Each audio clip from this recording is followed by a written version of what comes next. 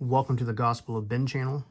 Today I'm going to be talking about one of my favorite concealed carry options, and this is continuing on from where we left off last time, of guns that are not really mainstream, but good options if you can find them. This is the Sig Sauer P938 in 9mm. It is a single stack 1911 micro. You can tell that the chamber is empty. So let's go ahead and close that slide. It has a external safety, so you can carry it cocked and locked. No safety back here, no beaver tail safety, as you would see in most full-size 1911s. This is compact. As I mentioned in my last video, I've got medium hands, medium glove hands, and my pinky does not fit on this. But you can get it with a pinky extension magazine, which is pretty much perfect for me. And then it comes with magazines like this, which are flush fitting, does not add anything to it, but you can still get a pretty good grip and it shoots really well. The action on this is very smooth. The trigger, there's a little bit of take up.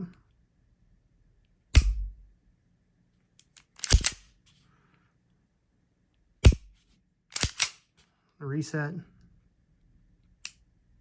So it's not too bad. I really enjoy this gun. I love this gun. It does come, when I bought mine, with tritium night sights out of the box, just the regular 3-dot tritium night sights. This model here is the Sig Sauer 938 Equinox. This is the Equinox model. The only one in production today, I do believe, is the Legion, which has, I do believe it comes with a mag like this. You know, it's basically all one color. Now Kimber makes the Micro 9, which from my understanding will take Sig mags. Remington, I do believe, made one called the 911, and it's no longer in production because of course Remington is no longer around. This gun is very small. You can see, I mean, it fits in the palm of my hand, and you know, it's very small. I carry it mostly in the wintertime outside the waistband. This is a crossbreed, just a basic crossbreed holster. I've got a Nate squared holster for it. I've got a Milt Sparks holster that'll actually fit this, that I wear sometimes.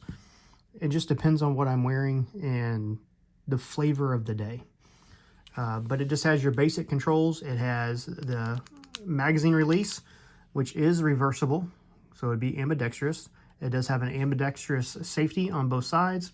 As I mentioned, no beaver tail safety. Your hand fits pretty good in it, pretty high up. You don't have to worry about any kind of slide bite. It's pretty snappy, and that is because it is small. But it weighs, it's pretty top heavy. I mean, it's got a lot of heft to it for being so small. It's a little bit bigger than my LCP. About the same size as the XDS, but it is a little bit heavier. Fantastic gun. It holds... let's see, I think this one is 6+1, and this one is 7+1, if I'm not mistaken. Let me count. 1, 2, 3, 4, 5, 6. Yes, 7+1 is 6+1. It came with one of these or two of these, I can't remember. But I have since bought a couple different magazines for it, so I've got 4 mags for it now. Fantastic option. Also, since it is a small gun, it does have the checkering on the back. I do not know what the checkering rate is on this, but it also has it on the front. A lot of your big 1911s don't have that, and so that's pretty nice. No light rail for any accessories. Of course, this is a micro, don't really need it.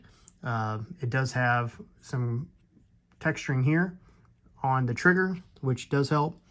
Loaded chamber indicator is right here. I do believe that's a chamber indicator. No, I don't think it is. Maybe it doesn't have a chamber indicator. It takes apart like any normal 1911, except it does not have the bushing on it.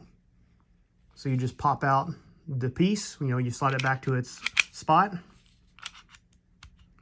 and you pop the piece out. You know, it takes apart easy. I will say one thing. This is the only thing I do not like about the gun.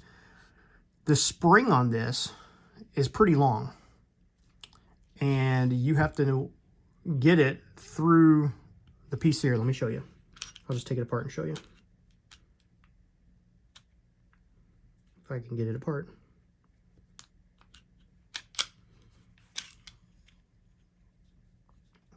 to find the button here. Hold on. Where is my tool? Here it is. I don't want to do it on camera because then that gets you in trouble with YouTube. There we go. That is not the right way to do it. Okay. So the spring on this, I do believe it is this gun, and I could be mistaken. The spring on this is pretty long. And so what happens, this is the spring that goes here, and you could tell that's pretty lengthy. So what happens is when you are putting this spring on, and I haven't taken this part in for a long time, it tends to kink and bind. Okay, so it is actually, because it is a hefty spring, it is actually, for me, I've had some difficulty in the past getting it put together. You know, I have a tool that came with a different gun I have that I can slide down in here, and it just sort of guides it to the hole, which does help a lot. But as you can tell, it is basic like all the others. There's nothing super special about it. But it fires great, it works great. It is very dirty right now because I have been carrying it a lot. And I highly recommend it. I highly recommend this firearm. Here, I won't put it all the way back together. I'll put it back so you can see it like this. There you go. I highly recommend it. And if you are looking for something fun, a little bit nicer than just a polymer gun, it does have a polymer base with a, I do believe it is a stainless slide. It may be aluminum, I could be mistaken. But well worth the money. If you can find one cheap, grab it. Normally they go for $500 to $600 used.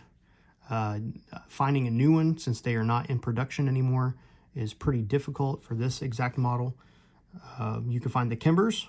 I know I've seen them for as low as $400 at Black Friday deals. Normally you can get them for around $500 to $600, maybe lower in your local area. But these are a fantastic option for something different. And this is the Sig Sauer P938. So I highly recommend it. Fantastic gun. It's a beautiful gun.